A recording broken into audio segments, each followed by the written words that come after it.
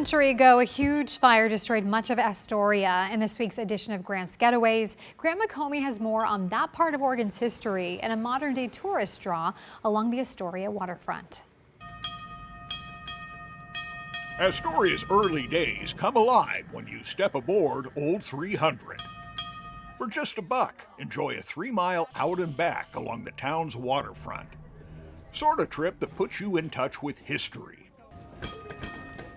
A century ago, this building between 3rd and 4th made history when a gigantic fire tore through Oregon's oldest city.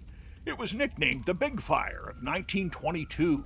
Gets under the dock and then it starts burning and then it spreads. It's just like building a campfire.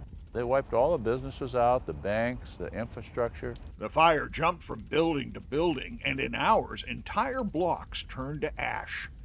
The Big Fire consumed 30 blocks of Astoria's business district, displaced 3,000 people until it reached this building. The city was built over water and everything was wood except for like this building. So it didn't really affect this building. Lifelong Astorian Steve Fick admired the wharf and warehouse brick building for its endurance and its lasting mark on Oregon history. Built in 1892, it is the state's oldest riverfront warehouse. So he bought the building, and he's giving it new life. Fresh-cut timber and myrtlewood tables, copper sheeting for interior walls.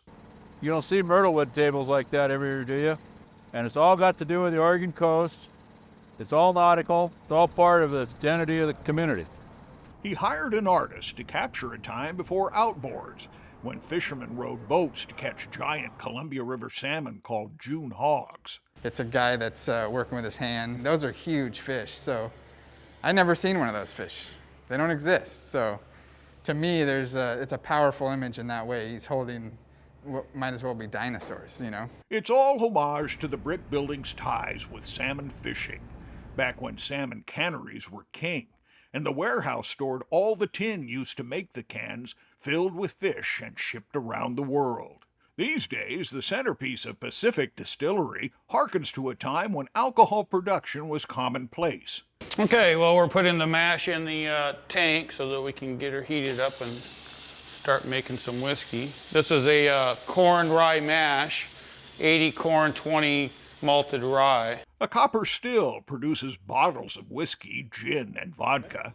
A kitchen produces menu staples including shrimp and crab and chowder, and the diners feel right at home.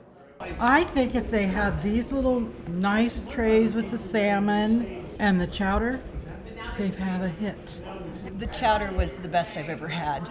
It is the best. It was the best I have ever had. I could have had more. You're in a historic building. It's creating its own unique wares. And when you come in here, you can ask questions and you can learn something about the history of Astoria. And that's the big part. Built on the ground where the river meets the shore, the lasting qualities of the old brick building offer new life that make Pacific Distillery worth a visit. That's what we are. We're a nautical timber community. It's where our past is, hopefully where our future goes. In Astoria, with photographer Jeff Kastner, Grant McComey, KGW.